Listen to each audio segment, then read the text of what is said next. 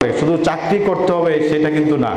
আমরা সামাজিকভাবে সবাই কিন্তু চাকরি করলে হবে না, আমার রাজনীতির দরকার আছে, আমার বিভিন্ন ব্যবসা প্রতিষ্ঠান এগুলো দ্বারা করতে হবে। সন্তানের পিছনের খরচ কিন্তু এটা খরচ না, এটা কিন্তু বিনিয়োগ। আপনি কিন্তু বিনিয়োগ করতেছেন, বিনিয়োগ আর খরচের মধ্যে দুটা কিন্তু পার্থক্য আছে।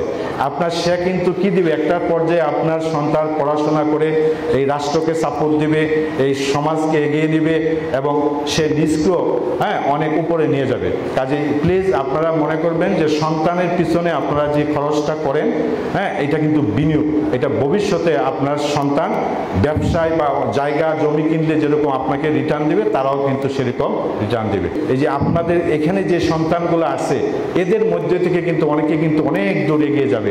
কাজে আপনারা আপনাদের সন্তানের দিকে খেয়াল রাখবেন। আমি আসলে এই এলাকারই সন্তান, আমার বাড়ি পলাশে। চিটাগাং ইউনিভার্সিটিতে চান্স পাই, ভর্তি হই, ভর্তি ক্যান্সেল করে ঢাকা ইউনিভার্সিটিতে আসি। ঢাকা ইউনিভার্সিটিতেও কিছুদিন ক্লাস করে আমি পরবর্তীতে জাহাঙ্গীরনগর বিশ্ববিদ্যালয় থেকে আমি অনার্স এবং মাস্টার্স সম্পন্ন করি।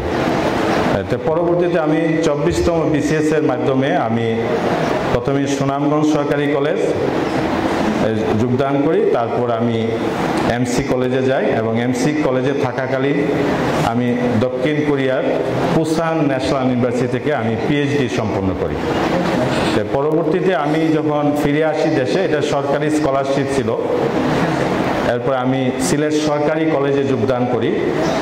মাঝে কিছুদিন আমি ফরিদপুর ছিলাম, খুব অল্প সময়। পরবর্তীতে আমি প্রমোশন প্রাপ্ত হয়ে সিলেট সরকারি মহিলা কলেজে ছিলাম। মহিলা কলেজ থেকে সর্বশেষ 1 মাস আগে আমি সিলেট অঞ্চলের মাধ্যমিক এবং উচ্চ শিক্ষার ডেপুটি ডাইরেক্টর হিসাবে যোগদান করি এবং আমি বর্তমানে ওইখানে কর্মরত আছি। আমি আসলে এই এলাকারই সন্তান, আমার বাড়ি পলাশে। সিলেট অঞ্চলে আমি তালতলা শিক্ষা ভবনের 4 তলায় বসি। আমি এই এলাকার সন্তান হিসাবে যদি আপনাদের আমি কখনো কোনো উপকারে আসি, আপনারা যাবেন। আমি সাধ্যমতো আমি বিধানের এই মধ্যে থেকে আমি চেষ্টা করব আপনাদেরকে সহায়তা করা। সুনামগঞ্জে একটু চিত্র বলি। এই সুনামগঞ্জে বা সিলেট বিভাগে 320টা সরকারি এবং বেসরকারি প্রতিষ্ঠান আছে, কলেজ। এবং এই সিলেট বিভাগে 41টা উপজেলা আছে।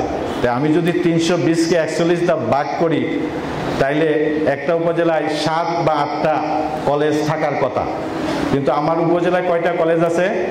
আমি সরকারি ইয়াতে বলি, তাহলে একটা কলেজ আছে, সেটা হলো দিগন্ত বর্মন কলেজ। আর অনেকে হয়তো বলবেন যে রতারগাঁও কলেজে তো আছে, পলাশ কলেজ, এরা কিন্তু MPO-ভুক্ত না। এরা এখন সরকারের খাতায় ওইভাবে শুধু পাঠদানের অনুমতি আছে।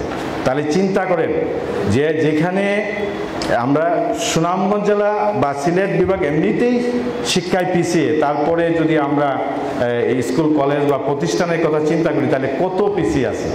তা আমি এখানে অনেক আলোকিত সন্তানরা এখানে আছে, তা আপনারা আশা করবো আপনারা এই দিকটা একটু নজর দিবেন যে আমরা শিক্ষা প্রতিষ্ঠানের সংখ্যা কিভাবে বাড়ানো যায়। তা আমরা বলবো যে আপনারা কলেজ, মাধ্যমিক যে এই প্রতিষ্ঠানগুলো আরো বাড়াবেন। আপনারা যদি উত্তরবঙ্গে যান, 2 ইউনিয়ন মিলে আছে, কলেজ আছে বা স্কুল আছে, এগুলাতে আমাদের কিন্তু অনেক এই দিকে ঘাটতি আছে। আমি এই যে পুশআপকে বলবো, পুশআপের অনেক অবদান আছে, বিশেষ করে এই যে পাবলিক ইউনিভার্সিটিতে স্টুডেন্ট সংখ্যা বৃদ্ধিতে এদের একটা বড় অবদান আছে। বিশেষ করে এরা বিভিন্নভাবে বিভিন্ন লেভেলে বিভিন্ন ধরনের গাইডেন্স দিয়ে থাকে এবং আজকে যারা বৃত্তিপ্রাপ্ত, আমি যতটুকু জানি 8, 9, 10 এবং এর আগে আমাদের যারা বক্তা ছিল ওনারা প্রত্যেকেই উল্লেখ করেছেন যে এরাই শেষ পর্যন্ত পুশআপিয়ান হয়ে থাকে।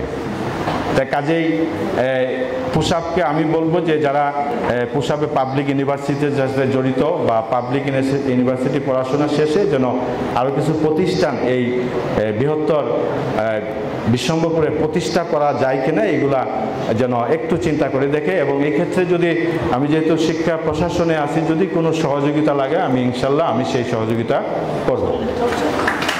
যে কোনো সংগঠনের জীবন্ত দলিল হচ্ছে একটা প্রকাশনা আছে কিনা। তো এটা সম্ভবত দ্বাদশ প্রকাশনা।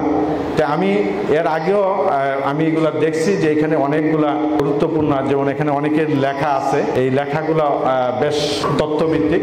তাহলে আমি আজকে এই শায়রের দ্বাদশ সংখ্যার বক্তৃতার মাধ্যমে এর উদ্বোধন ঘোষণা করছি। আপনারা অনেক কষ্ট করে এখানে আসছেন এবং আমাকে দাওয়াত দেওয়ার জন্য, বিশেষ করে পুশআপ এবং পুশআপের বর্তমান কমিটি এবং পুশআপের যারা প্রাক্তন, যারা সাধারণ সম্পাদক এবং সভাপতি ছিল, সকলের প্রতি আমি কৃতজ্ঞতা প্রকাশ করছি এবং ধন্যবাদ জানাচ্ছি। এখানের ছাত্রছাত্রীদের বৃত্তি দেওয়া হয়েছে, এটা খুবই ভালো উদ্যোগ। আমি নিজেও সরকারি যত ধরনের বৃত্তি আছে আমি সবগুলা পেয়েছি আমি ব্যক্তিগতভাবে, কিন্তু আমি কখনো এই ধরনের বৃত্তি কিন্তু আমি পাইনি, অর্থাৎ আমাদের সময় সেই সুযোগ কিন্তু ছিল না। ঠিক আছে, তো তোমরা যারা এই বৃত্তিটা পেয়েছো অবশ্যই তোমরা গর্বিত এবং তোমাদের এটা সামনে এগিয়ে যাওয়ার একটা পথ।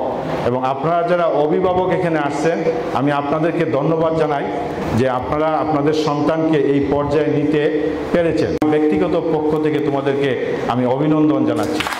এবং তোমাদের মধ্যে আমি জানি প্রতি 1-2 জন পাবলিক ইউনিভার্সিটিতে যারা পড়ে, এদের মধ্যে এক একজন এই শুধু বিশ্বম্ভরপুর না, সারা দেশকে চেঞ্জ করা দেওয়ার মতো তারা যোগ্যতা রাখে।